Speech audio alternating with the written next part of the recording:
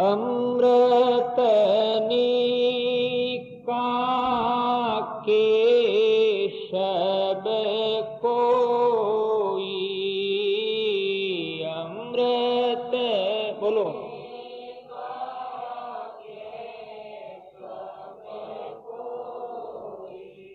पिया बिना रे अमर नहीं होई पिया बिना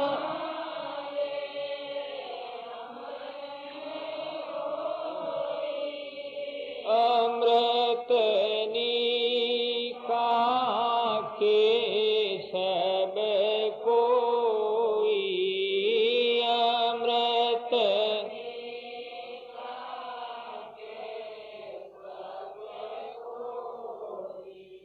कोई कहे अमृत शरगामाई कोई के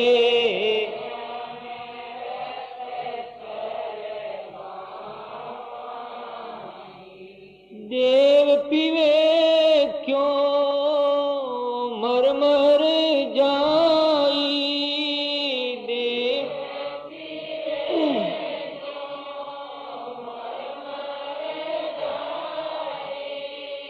अमृत का केशव कोई अमृत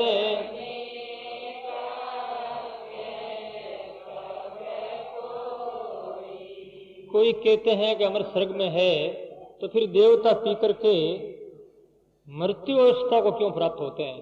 आ ब्रह्म भूना लोको पुनरावर्तिनो अर्जुन मामु पेति कौनते न पुनर्जन्म विद्यते। भगवद गीता में भगवान कहते हैं ब्रह्म लोग पर्यंत जितने जो ऊपर के लोग हैं वो सब लोगों के रहने वाले निवासी जन है वो एक दिन काल की ग्रास बनेगी मृत्यु की ओर जो है उसी श्रेणी में उनका नाम आएगा मरना पड़ेगा उन्हें। इस वास्ते वो अमृत काम का नहीं। फिर अमृत का स्वरूप क्या है महाराज कहते हैं अमृत संतों के साथ वो अमृत क्या है दरिया अमृत राम अनंता और जहाँ को पी पी अमर भय सब संता। तो आचार्य सीधरिया महाराज कहते हैं राम का नाम जो अमृत है वो सदगुरु ने मुझे दिया है और मेरे भांडे में जेर भरा हुआ था काम क्रोध लोभ मोह अहंकार। गुरुदेव ने इसे बाहर निकाल दिया साफ कर दिया बर्तन अच्छा हो गया पवित्र हो गया पावन हो गया। तो सजनों ये सफेद कागज पर सदगुरु अपनी लेखनी से लिखते हैं मैंने आपको पहले बताया था। तो अंतकरण को पवित्र करना पड़ेगा और ये सदगुरु की निंदिम घोष है। सदगुरु की बड़ी भारी घोषणा है वो बड़े जोर से गर्जना करते हैं। उस गर्जना को कोई सहन कर लेता है वास्तव में वही सदगुरु के शब्द का अधिकारी परम पद का अधिकारी और प्रभु का प्यारा बन सकता है। इस वास्ते गर्जना के बारे में बात बताते हैं। गुरु आए घने गरज करे अंतर कृपा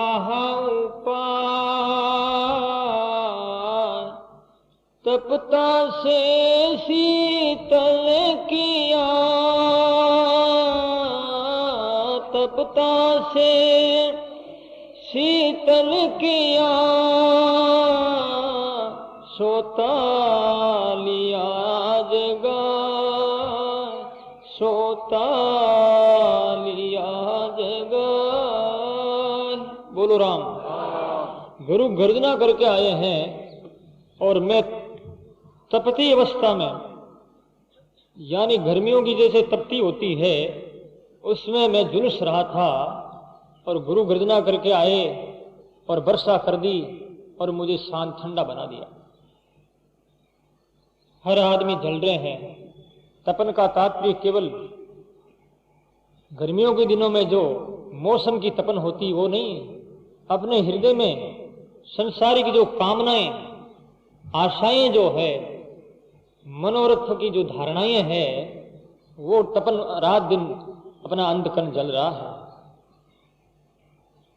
सजनों मौसमी सीजन की जो तपन है वो तो मिटाई जा सकती है विज्ञान के द्वारा, कूलर लगा सकते हैं, एयर कंडीशन लगा सकते हैं, लेकिन अपने अंतकरण की जो तपत इस दुनिया के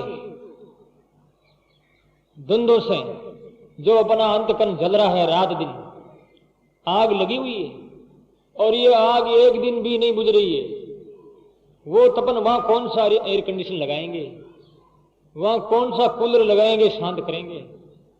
उसके लिए उपाय करना पड़ेगा, नहीं जल जाएगा ये।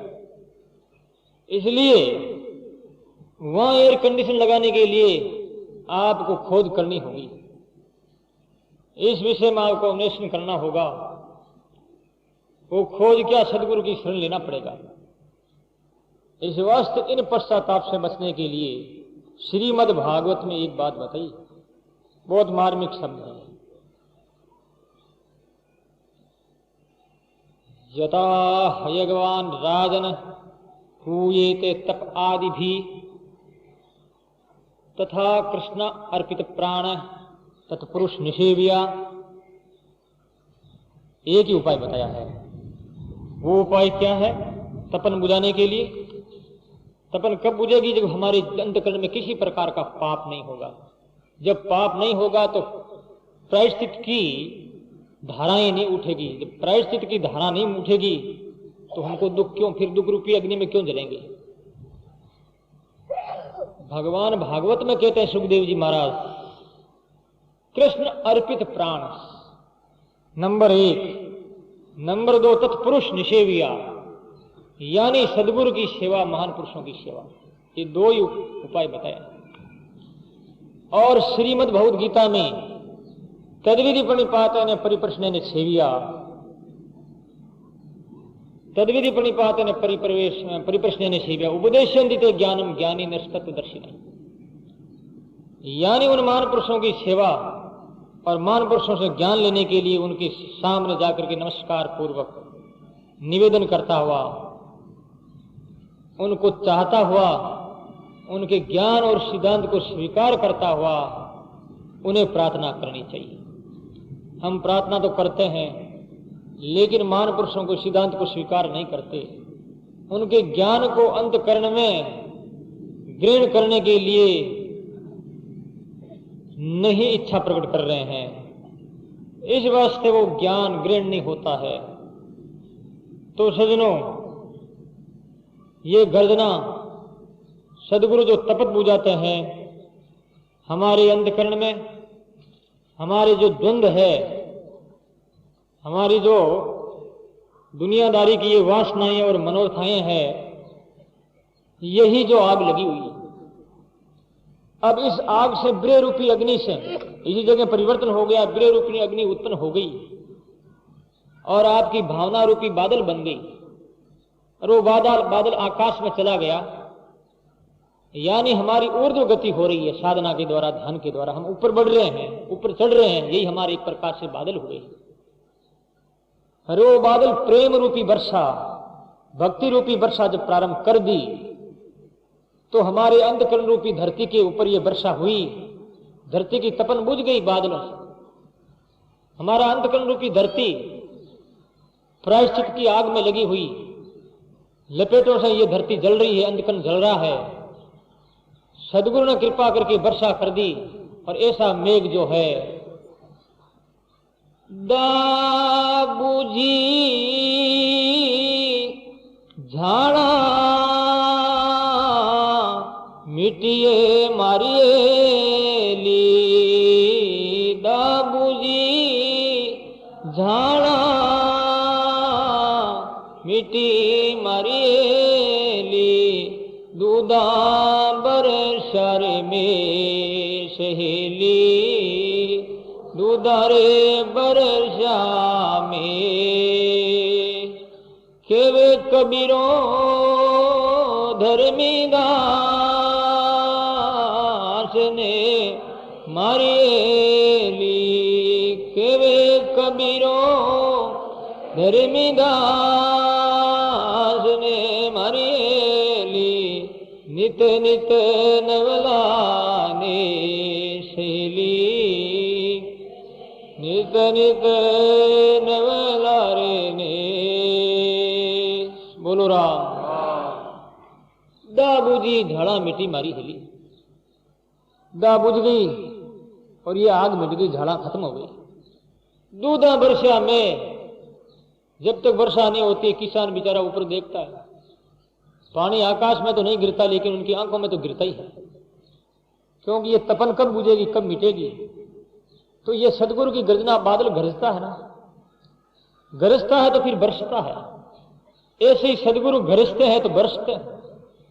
इस गर्जना के बारे में आपको समझना होगा। सदगुरु की गर्जना शिष्य का एक बहुत बड़ा हित है। तो महाराज श्री यहां पर 3 बार गर्जना की, एक बार नहीं की। एक वर्षा से कुछ नहीं होता है। एक वर्षा से लोग बीज बोते हैं और 15-20 दिन या महीना भर की बादरी हो जाती है, उसके बाद में दूसरी वर्षा होती है। वो बादरी कटी भाग खाती भाग परिंद हो जाती है, फिर तीसरी वर्षा होती है। तीसरी वर्षा से खेती पूरी पक जाती है। अथवा 3 गुण, रजोगुण, सतोगुण और तमोगुण, 3 गुणों को नाश करने के लिए सदगुरु की 3 गर्जना हुई है। तो दूसरी गर्जना में आचार्य श्री कहते हैं, सतगुरु के एक रोम पर राम दरिया, गरुआए गन गरज कर, अंतर शब्द किया प्रकाश, बीज पड़ा था भूमि में, भई फूल फल आकाश। बोलो राम। गुरु आए घन गर्ज कर, शब्द का प्रकाश हुआ।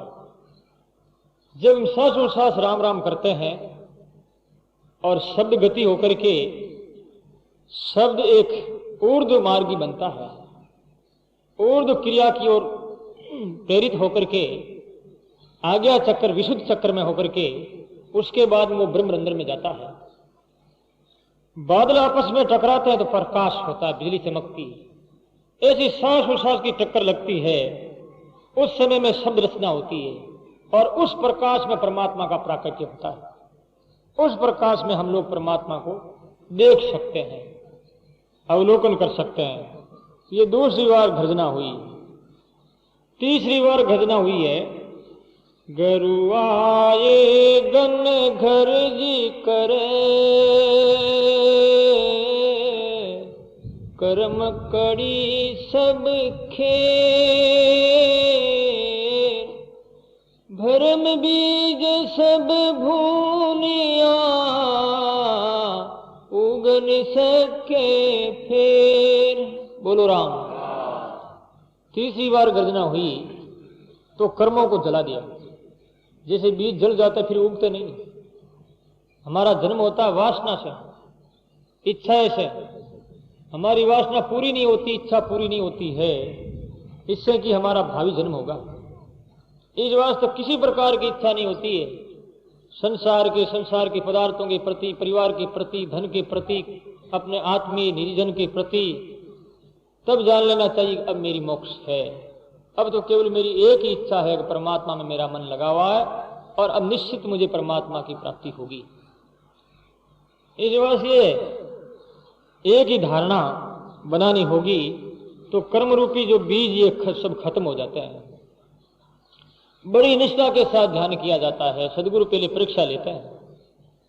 गीताजी महाराज हुए हैं, गीताजी महाराज के पास में एक कोई भाई गया, बच्चा लड़का, जाकर के महाराज से निवेदन किया, महाराज मुझे आप शिष्य बना लो। पहले जमाना में महाराज इतने जल्दी शिष्य नहीं बनाते थे। उनको पास में 2-4 साल, 10 साल, 12 साल रखते और कठिन परीक्षा ली जाती थी। उन परीक्षा में वो पास हो जाता, उसके बाद में गुरु दीक्षा देते थे। गीताजी ने उनको काम सौंप दिया गाया चराना। वो रोज कहता, महाराज मुझे गुरु मंत्र दो कि आगे देखा जाएगा, आगे देंगे। उसके बाद में उसे जो है कुटिया का काम धंधा, पूंछ निकालना, जल लाना, वो काम सौंप दिया। करते करते 12 वर्ष हो गए। निराश नहीं हुआ गीता, निराश नहीं हुआ। पिताजी का शिष्य वो निराश नहीं हुआ। सर्दियों का समय था, पौष माह का महीना। उनको घड़ा दिया, जा पानी भर करके लेके आ। वो पानी भरने के लिए गया, पानी भर करके वापिस आया तो गुरुदेव ने कहा, किस कुएं का तुम जल लाया, किस तालाब का जल लाया? उसने कहा अमुक तालाब। कि उस तालाब का पानी अच्छा नहीं, ऐसे करके और गुरु ने डंडे से मारा, उसके घड़े के ऊपर मारते घड़ा फूट गया, पानी जो था नीचे गिर गया और वो शिष्य पानी से पूरा गीला हो गया। ठंड का समय, शिष्य के शरीर में कंपी लग गई, ठंडी में बेचारा वो सिकुड़ने लगा। लेकिन गुरु का आदेश, जाओ पानी लाओ। दूसरा घड़ा दिया, फिर पानी लाने से करते करते गुरु ने 7 घड़े फोड़ दिए, किसी कोई कहते हैं 12 घड़े फोड़ दिए। अब 7 घड़ा फोड़ने के बाद में 8वां घड़ा लेकर के वो गया। अब शिष्य निराश हो गया, बेचारा 7 घड़ा लाया, तब तक कितना पानी से, कितने समय तक वो पानी से भिगा रहा, गीला रहा। पौष माह का महीना, कितनी कड़ाके की ठंडी पड़ती, शरीर और उनके कपड़े तो सूखे ही नहीं थे। लगातार ये कंटिन्यू कार्य चलता रहा। इस वास्ते वो घबरा गया। उसने निश्चय कर लिया कि अब गुरु शिष्य नहीं बनाएंगे, अब तो यहां से चलना ठीक है। तालाब के किनारे खाली घड़ा रख करके वहां से वो रवाना हुआ। घड़े में से आवाज आई, रे सावधान, कहां जा रहा है? अब तेरा समय है, पावन समय आया है, अब तेरा स्वर्ण समय आ गया है, बेटा अब मत जा।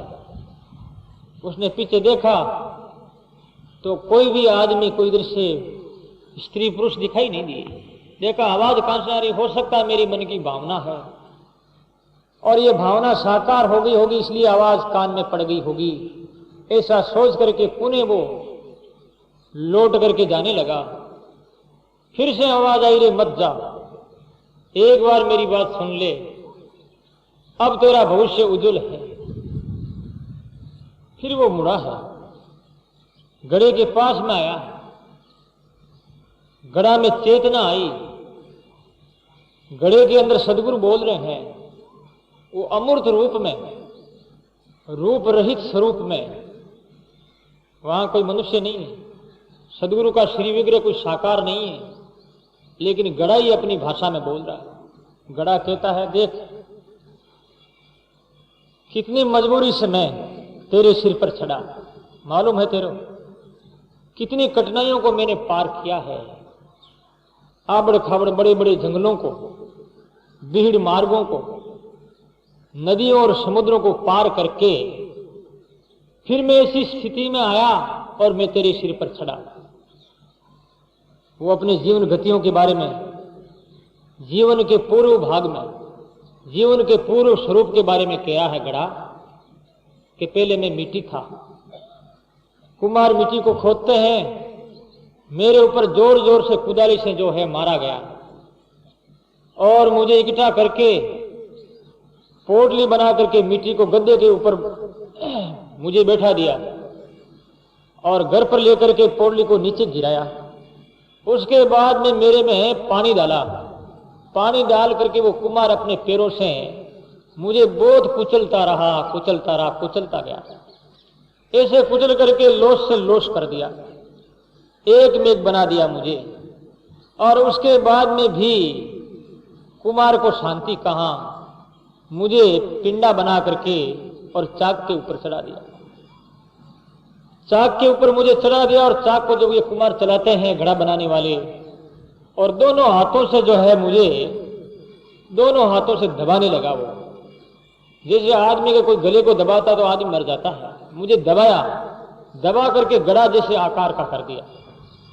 उसके बाद में उसने हाथ में एक लकड़ा लिया, जो होती लकड़ी वो पीटने के लिए थपथपी होती है, वो थपथपी से मुझे खूब पीटा, पीट पीट करके मुझे बड़ा बना दिया।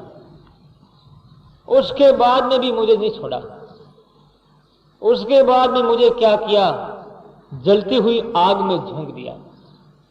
जो न्यावड़ा होता है वो गड़े पकते हैं, ऐसी आग में मुझे रख दिया और कई दिनों तक मैं पकता रहा। आग ठंडी हो जाने के बाद में मुझे बाहर निकाला गया और बाहर निकालने के बाद में फिर सदर बाजार में मुझे वहां रख दिया, क्योंकि लोग घड़ा बेचते हैं, आने जाने वाले लोग आते हैं और घड़े को देखते हैं कोई कहीं रेत तो नहीं है, घड़ा के अंदर कोई तेड़ तो नहीं आ गई है, कोई फूटा टूटा तो नहीं है। जो लोग भी आते हैं घड़े को मेरे को उठा करके और मुझे ठोलियों से मारते हैं, तो टन टन की आवाज आती है, भाई ये घड़ा तो फटा हुआ नहीं है, टूटा हुआ नहीं है। जो आते हैं ठोली से मारे मेरे को ठोलियां मार मार मार मार मेरी बाल उतर गए। आदमी बाहर सिर पर मारते हैं ना तो बाल उतर जाते हैं, ऐसी मेरी दशा हो गई। उसके बाद में कोई एक सेठ आया लेने के लिए, मुझे खरीद लिया और खरीद करके आपके गुरुदेव गीताजी महाराज के चरणों में भेंट किया। इतनी मुसीबतों को मैंने पार किया और वही गीताजी जो है मुझे आपको सौंपा और मैं आपके सिर पर चढ़ गया। उसके महान पुरुषों के चरणों में आया, उन्होंने मुझे स्वीकार किया और अपनाया है, तभी आप जैसे महान शिष्य के सिर पर मैं चढ़ा हूं। तो मैंने कितनी कठिनाइयों का दुख झेला है, पार किया है। तो इतनी सी दुख से तू घबरा रहा। शिष्य समझ गया। अब वो पानी का घड़ा लेकर के गया है और गुरुदेव के चरणों में रखा। गुरुदेव आंखों से आंख मिलाई, देखती ब्रह्म दृष्टि आ गई, यानी ब्रह्म साक्षात्कार हो गया, कल्याण कर दिया सदा के लिए। 12 साल तक साधना नहीं बताई लेकिन साध्य की प्राप्ति करा दी। इस प्रकार से सदगुरु की गर्जना है। इस गर्जना को कोई सहन कर ले, कौन सहन करता है? सदगुरु कह दे तुम आध घंटा राम राम करो तो नहीं करेंगे, 1 घंटा पर ध्यान करो तो नहीं करेंगे। सहन करना बड़ा मुश्किल है। जो पार हो जाता है, सहन कर लेता है, उस परम पद को वो प्राप्त कर लेता है। अब समय गुरु की जो गर्जना है, वो गर्जना वो ऐसी एक आवाज है, एक जादू भरी आवाज, एक चमत्कारिक आवाज। उस आवाज को सुन करके शिष्य के अंतःकरण में जितने जो पाप और ताप, उनके ऊपर जो परमाणु के रूपों में मंडराने वाले अपराध जो है, वो अपराध सब भाग जाते हैं। आप लोग कहोगे कि आवाज से क्या कोई पाप नाश सकता है? आवाज से क्या पाप दूर हो सकते हैं? ऐसे तो हम भी आवाज देते ही रहेंगे कि हमारा पाप दूर हो, हमारा पाप दूर हो। लेकिन आपकी आवाज में और सदगुरु की आवाज में रात दिन का अंतर है। उनकी आवाज में एक प्रभु के शक्ति से भरा हुआ एक दिव्य वांड है, यानी एक दिव्य जो है कारगर विशेष एक कवच है। उस कवच के सामने पाप और ताप की शक्ति नहीं है जो शिष्य के ऊपर आक्रमण करके उसको पतन के गर्त में डाल सके। संध्या के समय में लोग आरतियां करते हैं, झालर बजाते हैं, टंकोर बजाते हैं और तरह तरह नादों की आवाज करते हैं, तरह तरह की आवाज फेंकते रहते हैं, शंख बजाते हैं। इसका तात्पर्य क्या है? इसका तात्पर्य इसलिए है कि कोई भी किसी भी आवाज से पैदा होने वाला विजातीय तत्व, विजातीय कीटाणु है, वो कीटाणु उन आवाज के द्वारा ही नष्ट होगा। आज हम लोग शब्द प्रदूषण करते जा रहे हैं और ये शब्द प्रदूषण इतना बढ़ता जा रहा है कि वैज्ञानिकों ने इस शब्द प्रयोगशाला में अन्वेषण करके इस बात का पक्का पता लगा लिया है। जो आदमी बहुत शब्द सुनता रहता है, रात दिन जिसके मस्तिष्क में शब्दों की आवाज आती रहती है, वो शब्द कौन से शब्द? संसारिक शब्द। वो आदमी पागल हो जाता है। इसलिए जब बहुत बक बक करने वाला आदमी होता है तो आप लोग कहते हो कि क्यों तुम सिर पचाता है भैया, ऐसा क्यों बोल रहा है? मुझे टाइम नहीं है सिर पचाने की, तेरी बात से मुझे विक्षेप हो रहा है, माथा में टेंशन हो रहा है, ऐसे हम लोग बोलते हैं। इसका मतलब ये शब्द प्रदूषण भी होता है। इस शब्द प्रदूषण को मिटाने के लिए, वातावरण पवित्र बनाने के लिए ही सत्संग कथा और ये सत आवाज और ये शंखों की, झालरों की, मंदिर के अंदर जो बाजे बजते हैं, आवाज इसलिए की जाती है कि दिन भर में जितने ही लोगों ने शब्द प्रदूषण किया है, गलत शब्द के द्वारा वायुमंडल दूषित कर दिया है, उस दूषित वायुमंडल को ठीक करने के लिए ही भगवान की आरती उतारी जाती है, शंख बजाए जाते हैं, जिससे कि वो विजातीय कीटाणु के रूप में उत्पन्न हुए शब्द सब नष्ट हो जाए और हमारे स्वास्थ्य के ऊपर किसी प्रकार का गलत असर नहीं पड़े। इस वास्ते आवाज है। इसी आवाज के बारे में जिन्होंने जाना है और इनके रहस्य को पहचाना है, उन्होंने बहुत बहुत आवाज की है और प्रभु को आवाज दी है। और ऐसी आवाज को ईर्ष्यात्मक ढंग से आध्यात्मिक जीवन में इनका अनुभव करके जीवन के में क्रियान्वित किया, उन्हें ढाला है और उस आवाज को सुनने के लिए सदैव वो आतुर रहे हैं। इसलिए मीरा ने गाया है, सुन्योरी मैंने हरियावन की आवाज, सुन्योरी मैंने हरियावन की आवाज, धरती रूप नया नया कर धार्या, धरती रूप नया नया कर धार्या, इंद्र मिलन के काल, इंद्र मिलन के काल, सुन्योरी मैंने हरियावन की आवाज, हरियावन की आवाज, हरियावन की आवाज, सुन्योरी मैंने हरियावन की आवाज, हरियावन की आवाज, सुन्योरी मैंने हरियावन की आवाज।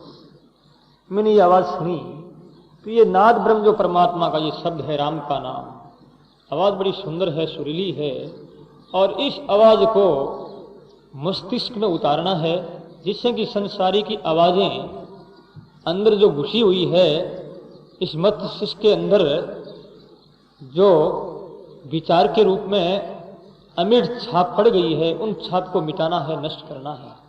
इस वास्ते ऐसी गर्जना सदगुरु करते हैं और इस गर्जना के द्वारा दूसरी आवाज को बाहर फेंक देते हैं और राम नाम की आवाज को मस्तिष्क में और हृदय में भर देते हैं।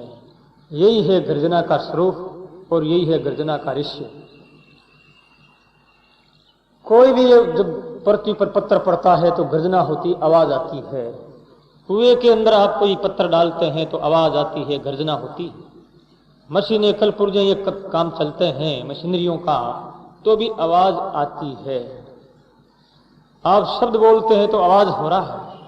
आवाज के बिना लोग आपको नहीं पहचानेंगे, बात को नहीं जानेंगे, बात को जाने बिना बात के अर्थ में नहीं जाएंगे। बात का अर्थ क्या, उसका विषय। जैसे किसी ने कहा कि पानी, प्यास लगी है, पानी ला, जल ला, तुरंत ही आवाज आई, आवाज सुनी, तो उस आवाज का अर्थ क्या हुआ? वो दिव्य चिन्ह में आवाज, क्या आवाज है? गर्जना, सदगुरु की आवाज। तो महाराज जी कहते हैं, ऐसे सदगुरु क्या करते हैं? साध सुधारे शिष्य को,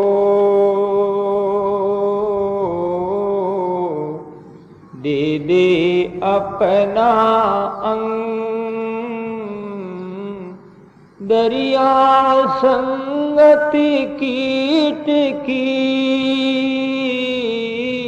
दरिया संगत कीट की,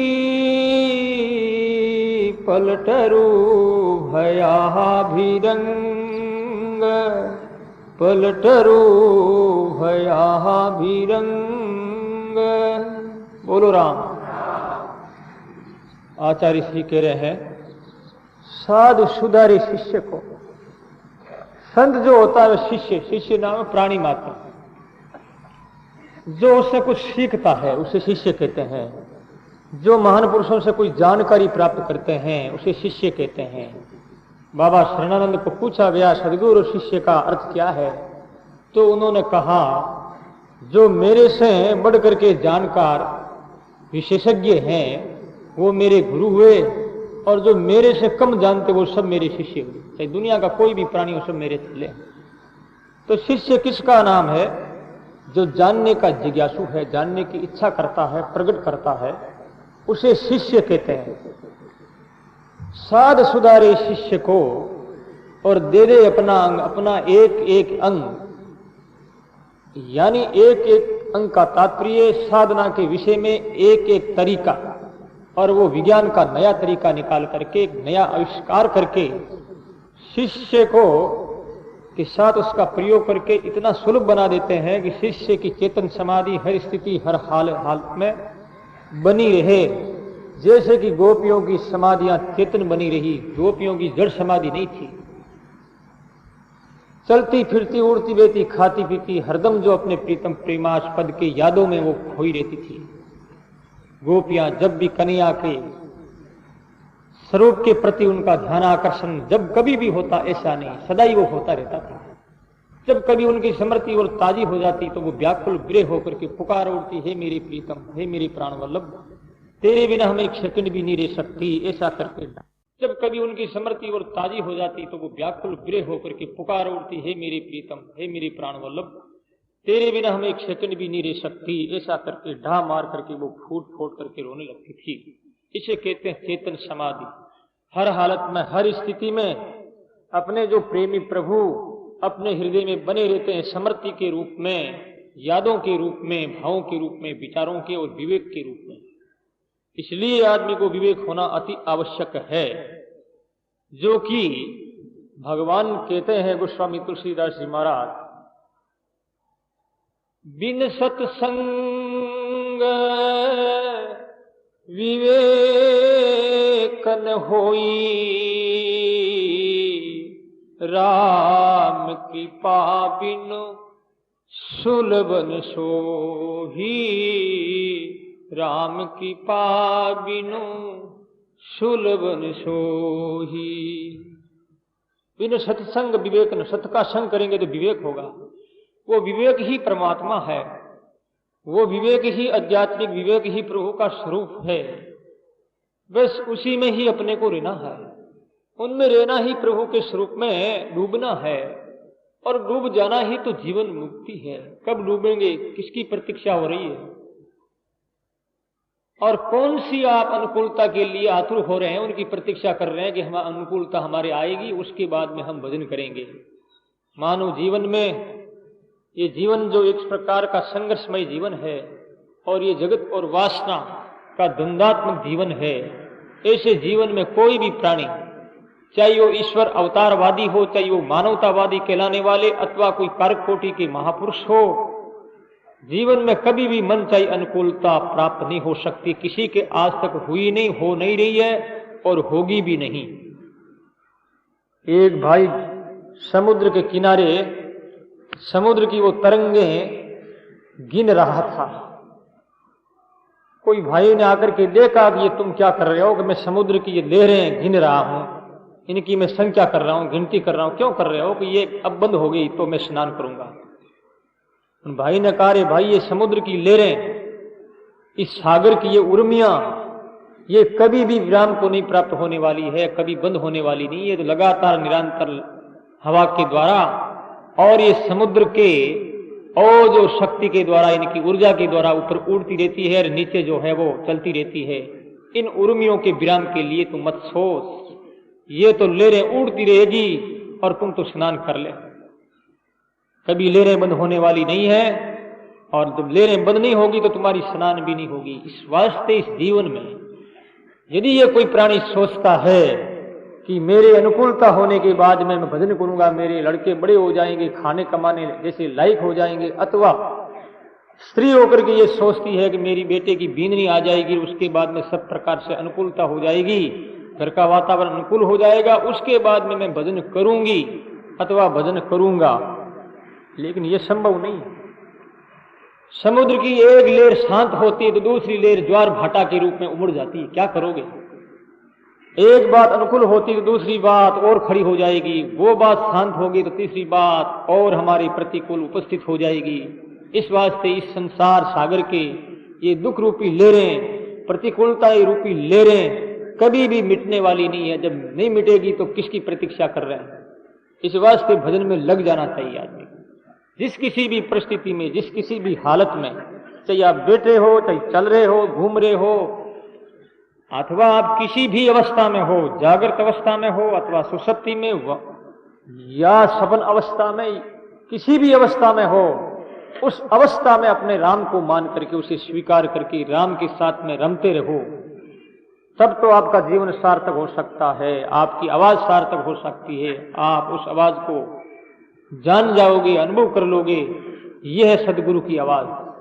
इस वास्ते आचार्य श्री कहते हैं, साध सुधारे शिष्य को, ऐसे संत जो है शिष्य को सुधारते हैं अपना अंग दे दे करके। तो महाराज श्री कहते हैं, हे गुरुदेव, आपकी संगत तो ऐसी है कि मैं भृंगी, यानी मैं कीड़ा हूं और आप भृंग है।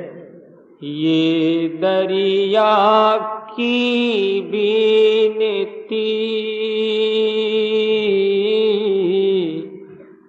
तुमसे थी मारा, तुम भृंगी मैं कीट हूँ, तुम भृंगी मैं कीट हूँ, मेरी तुमको लाज, मेरी तुमको लाज। बोलो राम। महाराज कहते हैं, गुरुदेव से विनती करते हैं, प्रार्थना करते हैं कि हे गुरुदेव, मैं तो कीड़ा हूं, एक लट हूं और आप भृंगी के समान है। प्रभु, मैं समर्थ और शक्तिवान सर्वज्ञ नहीं होने के कारण से हर प्रकार से मैं समर्थहीन हूं। ऐसी स्थिति में आप ही सर्वशक्तिमान समर्थ होते हुए आप ही सारे वातावरण को अनुकूल कर सकते हैं। यानी मुझे जो अपने शरण में लेकर के, अपने घर में मुझे लेकर के और आप ऊपर मंडराएंगे और आपकी मैं आवाज सुनता रहूंगा। वो आवाज मेरे मस्तिष्क में, ये मेरे हृदय में अंकित हो जाएगी। सदा सदा के लिए मेरा हृदय उस आवाज से भर जाएगा। ऐसी जो आवाज है फिर मैं कभी नहीं छोड़ने वाला। ऐसी आवाज अभी तक हमें मिली नहीं। सज्जनों, ये बात वास्तविक है। आप ऐसा नहीं सोचना कि महाराज जो वाणी का अर्थ कर रहे हैं, ये आवाजें जो है केवल बाहर की आवाजें, आप रेडियो की तरंगें, उनकी आवाजें आप सुन रहे हो, फिल्मी गाने, और सुनकर के आप बड़ी मस्ती में मतवाले, आपको मद आ जाता है। लेकिन जब आध्यात्मिक जीवन में ये नाद ब्रह्म की आवाजें जब उड़ती है और वो अपने शरीर के अंदर हर एक चक्कर में, यानी जो है कंठ में, हृदय भाग में, विशुद्ध चक्र में, आज्ञा चक्र में, ब्रह्मरंध्र में ऐसी आवाजें उड़ती है, उन आवाजों के सामने ये सारे संसार की आवाजें फीकी पड़ जाती। ऐसा जीवन जीने वाला व्यक्ति कभी भी इन ध्यानों यानी इन गलत आवाजों के प्रति आकर्षित नहीं हो सकता, क्योंकि जिस व्यक्ति को हीरा मिल गया है वो व्यक्ति दूसरे जो है अर्थों की कोई आवश्यकता नहीं समझता है। जिस व्यक्ति को पारस मिल गया है, न तो सोने की आवश्यकता समझता है और न चांदी की और न और किसी की, क्योंकि उस पारस में हजारों ही टन सोना भरा हुआ है। चाहे कितना ही सोना हो, पारस का स्पर्श कर दिया, टच कर दिया, चाहे कितना ही लोहा हो, वो सब का सब सोना बन जाएगा। इस वास्ते ऐसी जो आवाज है, उस आवाज के प्रति हमारा ध्यान होना चाहिए। हमारी जो है ऐसी आदत होनी चाहिए कि उस आवाज को हम पेश करें। वो आवाज एक दिव्य लोक की आवाज, एक आध्यात्मिक जगत की पवित्र आवाज जो सदगुरु सदाई देते रहते हैं। हम सदगुरु की आवाज को नहीं पहचान पाते, क्योंकि उस श्रेणी में हम लोग आए नहीं है, उस पंक्ति में अभी हमारा नंबर नहीं आया है, उस घर में हमारा अभी प्रवेश नहीं हुआ है। इस वास्ते वो आवाज समझ में नहीं आती। एक आप आवाज समझोगे, तमिलनाडु में आवाज चलती, लोग बातें करते हैं, तमिलनाडु जो भाषा है तेलुगु भाषा, जैसे कोई डिब्बे में कंकर डाल करके ऐसे डिब्बों को बजाते खड़खड़ की आवाज आती है, ऐसे हमको तो ऐसे प्रतीत होता है ये खड़खड़ क्या कर रहे हैं। लेकिन वो अपनी भाषा में बात कर रहे हैं। और अपन जो बात करते हैं वो लोग ऐसी डिब्बे में जैसे कांकरे गाल करके खड़खड़ की आवाज होती है, वो वैसा समझते हैं, परंतु उस आवाज में क्या रहस्य नहीं है, क्या वो लोग बोलते उसमें कोई अर्थ नहीं है। वो जो बोलते सब उनका व्यापार, आदान प्रदान, लेना देना, खाना पीना, ये सब हो रहा है। लेकिन उनको हम क्या समझते हैं? चिड़ियों की भाषा। हम पशुओं की आवाज समझते हैं, वो भी हमारी आवाज को पशुओं की आवाज समझते हैं। तो ऐसी सदगुरु की आवाज तो सही है, लेकिन अभी हम अनभिज्ञ हैं, जान नहीं पाए, पहचान नहीं पाए। जब पहचान लेंगे तो उस आवाज में हमारी आवाज मिल जाएगी। इस वास्ते आचार्य ऋषि ने कहा है, भाव मिले परे भाव से, पर भाए पर भाव, दरिया मिल करे मिल रहे, दरिया मिल करे मिल रहे, आवागमन नशा,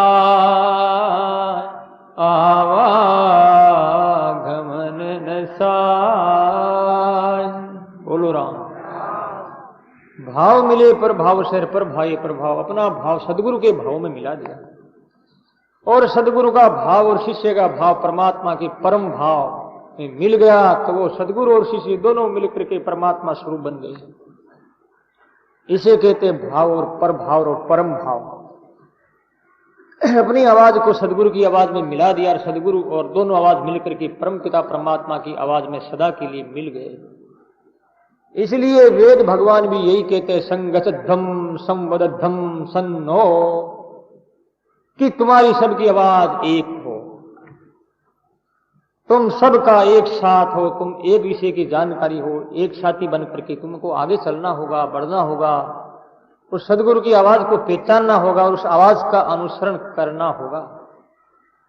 आप ऐसा नहीं समझे, ऐसा नहीं सोचें कि ये वाणी ही कहती है, दरिया की वाणी ही कहती है, ऐसी बात नहीं। सभी शास्त्र और वेद ग्रंथ इत्यादि एक ईश्वर में सभी उस लक्ष्य की ओर इशारा कर रहे हैं। एकम सद विप्रा बहुधा वदंती, वो सद परमात्मा तो एक है।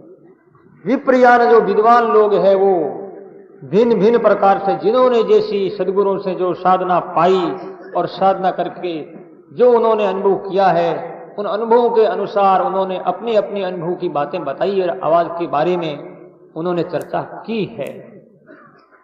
इसलिए कई कर्मयोगी कर्म योग को मानने वाले, कई ज्ञान योगी ज्ञान योग पर ध्यान देने वाले, कोई भक्ति योगी भक्ति विषय में निष्णात व्यक्ति भक्ति के विषय में जानकारी जिनको प्राप्त है वो भक्ति विषय का ही मंडन करेंगे। वो ज्ञान योग और कर्म योग को थोड़ा सा जो है यानी कठिन बता देंगे।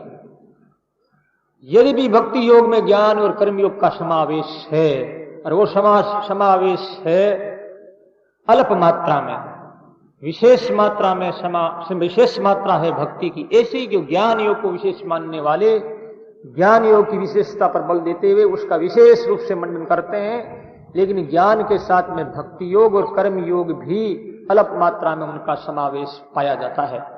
यदि ये तीनों एक साथ नहीं रह सकेंगे तो त्रिगुण जो सतोगुण और रजोगुण और तमोगुण, ये तीन गुण जो है इनसे छुटकारा नहीं हो सकता। इसलिए इन तीनों की अति आवश्यकता है। ज्ञान योग लो, तो भक्ति योग लो अथवा कर्म योग। तो महाराज कहते हैं कि ऐसे जो शिष्य होते हैं वो क्या करते हैं, सदगुरु कि वीख छुड़ावे चाय करे, अमृत देवे हाथ, जन दरिया नीति कीजिए, उन संतन को साथ। बोलो राम। विष छुड़ावे चाय कर, अमृत देवे हाथ। जेर को छुड़ाते हैं, अमृत देते हैं। ऐसे महापुरुषों का संग करना चाहिए जिससे कि सज्जनों अपने को भी अमृत मिल सके और हम इस जगत के अंदर जो इन जगत के वासना और द्वंद्व काम क्रोध लोभ में निमग्न तपायमान हो रहे हैं, तप्त हो रहे हैं, बड़े दुखी और बेचैन है। शांति कार सुख कहाँ है, दुखालयम अशाश्वतम। ऐसी स्थिति में सदगुरु हमें अमृत देकर के हमें सुखी और अमर बनाते हैं। उनका सदा ही साथ करना चाहिए संतों का। इसलिए महापुरुष कहते हैं, संगत करिए रे निर्मल सादरिए मारिएली। संगत करिए, बोलो, आवागमन मिट जाएली, जन्म मरण मिट जा।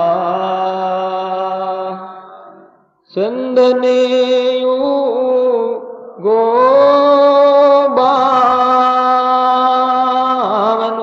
मारिएली।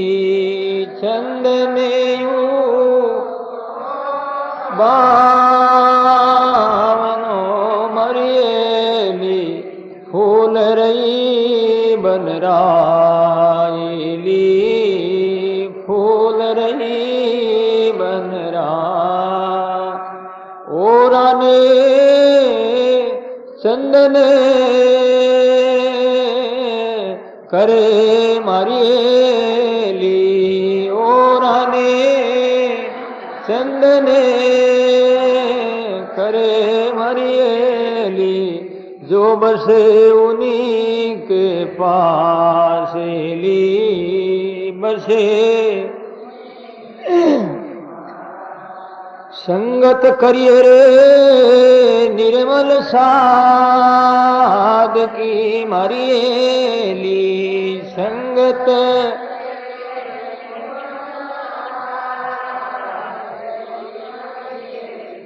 आवागमन मिट जाएली, जन्म मरण मिट जाए। बोलो राम।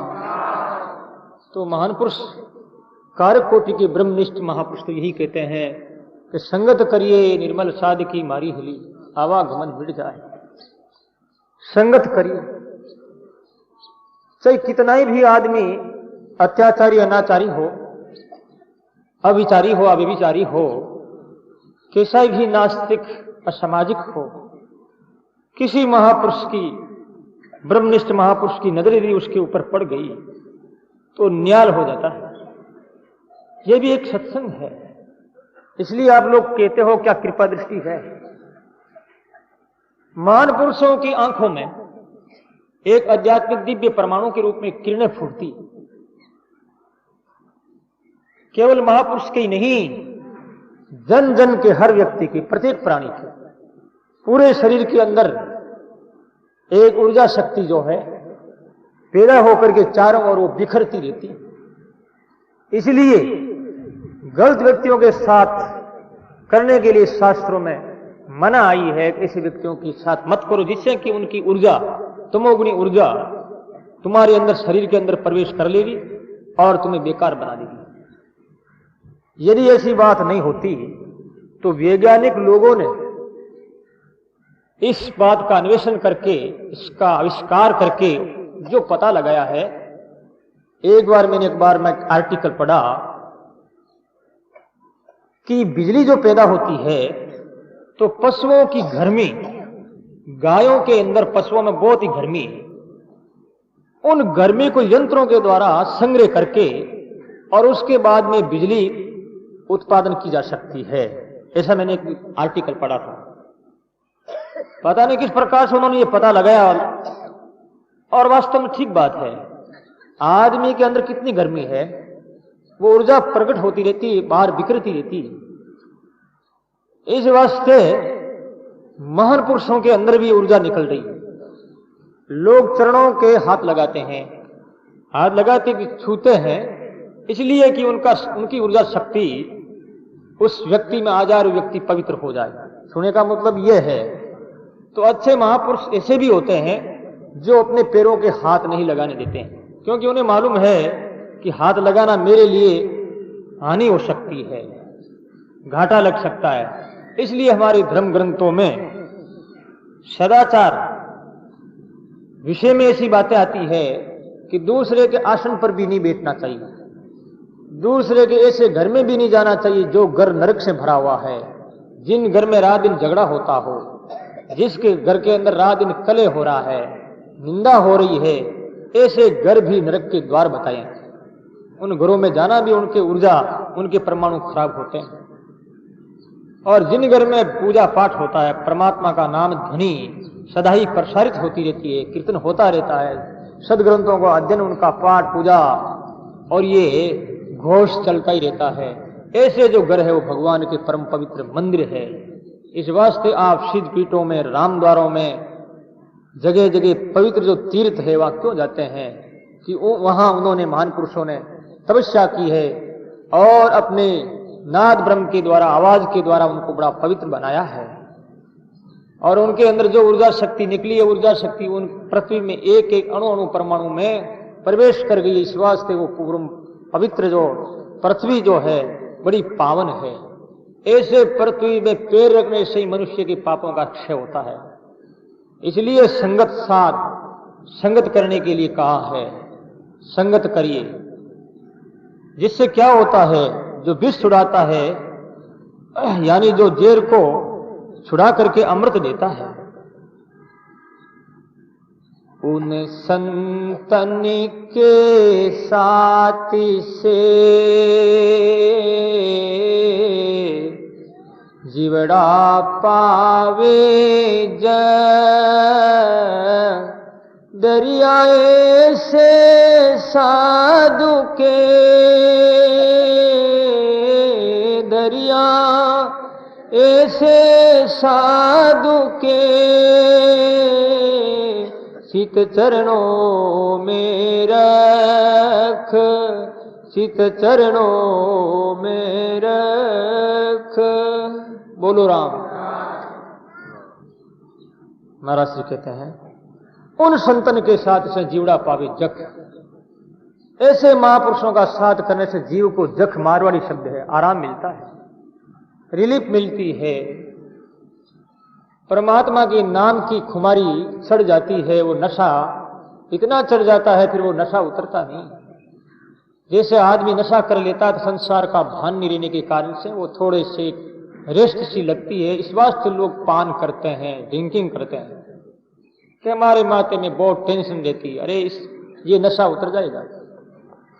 तुम तो राम नाम का नशा, प्रभु के स्वरूप माधुरी का पान, ये जो अमृत पान तुम करोगे तो ये नशा रात दिन 24 घंटा चढ़ा रहेगा, जिससे कि संसार में होने वाले द्वंद्वों का जो प्रभाव है, उनकी जो शक्ति है, जिससे कि मनुष्य उस शक्ति से खींचा जाकर के और वो दुख के सागर में डूब जाता है, तो उनकी शक्ति समाप्त हो जाएगी। वो जो दुख तुम्हारे ऊपर कोई प्रभाव नहीं डाल सकेगा, क्योंकि तुम उस नशे में आ गए हो। जिन्होंने जो नशा किया है, बड़ी बड़ी महापुरुषों ने, मीरा ने कितना नशा किया था, संदरिया ने और दादू नशा में मीरा मतवाली होकर के गाती थी, बजाती थी, नाचती थी। ऐसा वो नशा रात दिन 24 घंटा उसको सड़ा रहता था।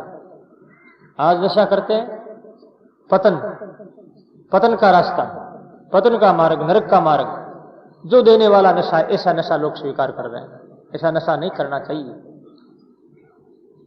मई में मेरा प्रोग्राम हैदराबाद था, मैं श्री भवन में प्रवचन हुआ तो एक कोई वहां पर एक कलंत्री, उनके लड़के के एक साला था, वो एक्सीडेंट हो गया, करीब रात को 12 बजे थी। उन्होंने कहा महाराज मेरे लड़के के साला का एक्सीडेंट हो गया है और बचना मुश्किल है। मैंने पूछा बात क्या, एक्सीडेंट क्यों हो गया? कि रात का 12:30 बजे वो मारुति कार लेकर के आ रहा था, पता नहीं कहां गया वो नशा करने के लिए। हमारा नशा में धता धूत रहता है, पागल सा हो जाता है, फिर मेरी मारुति कार चलाता है। इस वास्ते एक्सीडेंट बड़ा खतरनाक एक्सीडेंट हो गया। फिर वो अपने आप ही बोले कि हमारे यहाँ हैदराबाद में ये बनिए लोग, हमारे जाति के लोग 90% मदिरा पान करते हैं। विचार करो क्या होगी, क्या दशा होगी। मदिरा पान कौन करते हैं? वो करते थे भील कोल किरात लोग, जो जंगलों में रहने वाले, झूठ बोलने वाले, जीव को हिंसा करने वाले। श्रीमद् भागवत में मैंने ये कल चर्चा की थी गीता भवन में। बेन राजा बड़ा दुष्ट था और बेन राजा की जांघों का जब मंथन किया गया तो जांघों में एक निषीद नाम करके काला कलूटा राक्षस जैसे आकार वाला एक व्यक्ति प्रकट हुआ।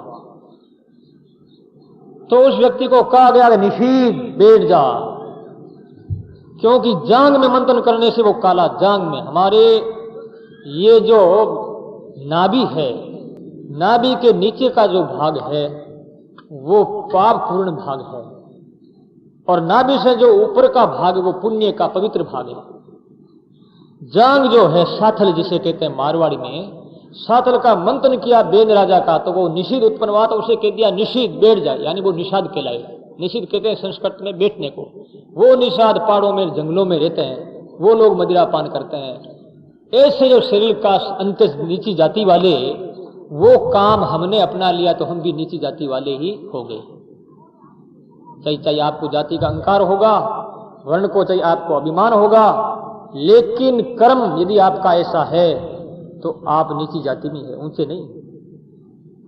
इसलिए संतों ने कहा है, अरे मन रे सुमर सिरंजन हार जाको आदिन अंतन पार। मन रे सुमर सिरंजन हार जाको आदिन अंतन पार। हीनिर जात सुमरिया सायब जाय मिल्या करतार। हीनिर जात सुमरिया सायब जाय मिल्या करतार।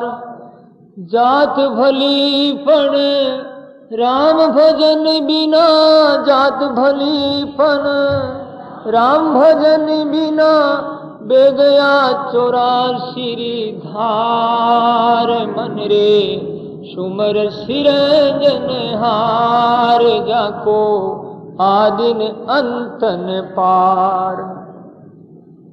जाति चाहे कैसी भी है, और सृजनहार परमात्मा का ध्यान करता है, जिसके आचरण पवित्र है, बाहर और भीतर शुद्ध रहते हैं, वो नीच होते हुए भी मान है।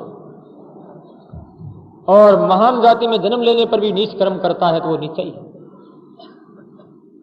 सजनों 90% मदिरा पान करने वाले, एक बार प्रेस कॉन्फ्रेंस हुआ था अखिल भारतीय सद्भाव सम्मेलन सिरोही में। उस समय में भारत के और बहुत कोने कोने से बड़े बड़े विद्वान लोग आए थे। मुझे मुख्य अतिथि के रूप में निमंत्रित किया गया और हम लोग वहां गए थे। तो ऐसी चर्चा चली थी, तारा नाम करके भंडारी जो अभी वो एमएलए है, पहले वो चेयरमैन थी इसके जो म्यूनिसिपैलिटी की, तो उसने बताया कि हमारे ओसवाल जाति में भी महाराज 80% मदिरा पान करते हैं आज के छोरे। क्या माँ बाप ध्यान नहीं देते हैं? क्या आंख के पाटी बांध ली? क्या दशा होगी? कैसे समाज बसाएंगे वो? वासना और आतंकवाद का एक बहुत बड़ा समाज खड़ा होगा। ऐसे समाज में धार्मिक लोग जी नहीं पाएंगे, जीना मुश्किल हो जाएगा, तुम्हारा भी और उनका भी। आज सत्संग में कौन आता है? कोई नहीं आता सुधरने के लिए, आता ही नहीं। बड़े जवान लोग तो, जवान लड़के लड़के कोई नहीं आ रहे हैं, बस टीवी के पास बैठ गए और देख रहे सीरियल आ रहा है, फिल्मों का गीत गाया जा रहा है, तांडव नृत्य हो रहा है, नर्तकियां नाच रही है, गंदी अश्लील। कितना आकर्षण है लोगों। क्या भगवान के प्रति, राम के प्रति, धर्म के प्रति? धर्म ही तो रक्षा करता, धर्मो हंति हत धर्मो रक्षति रक्ष। धर्म एक आचार संहिता है।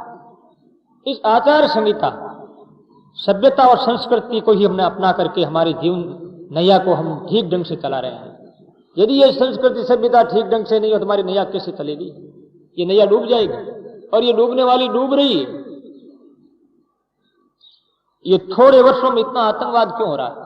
जगह जगह प्रांतों में ये टुकड़े हो रहे हैं, लोग छोटे छोटे छोकरे जो है बस उधर ही जा रहे हैं। क्यों जा रहे हैं? इसका कारण क्या है? इसका कारण है, कौन दोषी है? मेरे मुख से मैं क्या कहूं, आप लोग सब जानते हो। यदि ये प्रशासन बड़ा सुंदर, स्वच्छ और पवित्र हो जाए और बच्चों को पाठ्य पुस्तकों में जो कि अतिथि देवो भव, आचार्य देवो भव, मातृदेवो भव, पितृदेवो भव, ह्रियादेव जो वेद भगवान का उद्घोष परम पवित्र वाणी है, ऐसे पाठ सिखाया जाए। और पाठ्य पुस्तकों में शुरू से ही माँ बाप को प्रणाम करना, माँ बाप की सेवा करनी, घर में बड़ों का आदर, छोटों से प्यार, यदि ये पाठ्य पुस्तकों में ऐसे पाठ रखा जाए तो मुझे आशा है कि ये भारत जैसे कि प्राचीन वेद युग में, आदि युग में ये सोने की चिड़िया कहते थे, यहाँ जो है ये एक भारत भगवान का मंदिर कहते थे, भगवान का निवास स्थान बोलते थे, तो आज भी भगवान का मंदिर बन सकता है। कौन दोषी है? वही दोषी है जो इनको चलाने वाले, जो संसार को चला रहे हैं, जो अहम मन्य माने जो है बड़े बने हुए अभिमान लिए हुए हैं, हम नाम लेना नहीं चाहते हैं, वो सब बिगड़ा कर रहे, खराबा हो रहा है। ये दोष उनका है और ये दोष हमारा भी है, जो हम लोग भी जो है उनको अपना मत दे करके हम ऊपर फेंकते हैं, उनको ऊपर चढ़ाते हैं। किसको मत देना चाहिए? जो सुसंस्कृत हो, हिंदू संस्कृति और सभ्यता को स्वीकार करने वाला, मानने वाला, आदर्श हो, जिसके जीवन में चरित्रता और मानवता है और भक्ति की किरणें फूट रही है, प्रेम की नदियां उमड़ रही है, जो अपने देश के प्रति हमदर्दी, समाज के प्रति हमदर्दी, ऐसे को मत दो कि देश परम पवित्र पावन हो जाएगा, ये देश एक संत हो जाएगा, साधु सन्यासी हो जाएगा। नहीं तो ये सब मिटने वाला काम सब खत्म हो रहा है। सजनों, ये बात याद आ गई मुझे, इसलिए मैंने कह दिया है। हम राजनीति के बारे में बात करना ही नहीं चाहते हैं, लेकिन बात आगे बात में ये वास्तविक है, ये राजनीति नहीं, ये तो हमें अपने जीवन बनाने की एक कला है और इस कला को सीखना होगा। यदि अपने को जीवन बनाना है तो आचार्य श्री कहते ऐसे संतों का संग किया जाए जिससे जीव को सुख मिले, आनंद मिले, प्रेम मिले। इस वास्ते महान पुरुषों ने, किन्हीं ने गद्य रूप में, किन्हीं ने पद्य रूप में जो गाया है, उन्होंने यही आशा की है, यही आवाज लगाई है, मिल जो माने राम सनेही बीर, मिल जो माने राम सनेही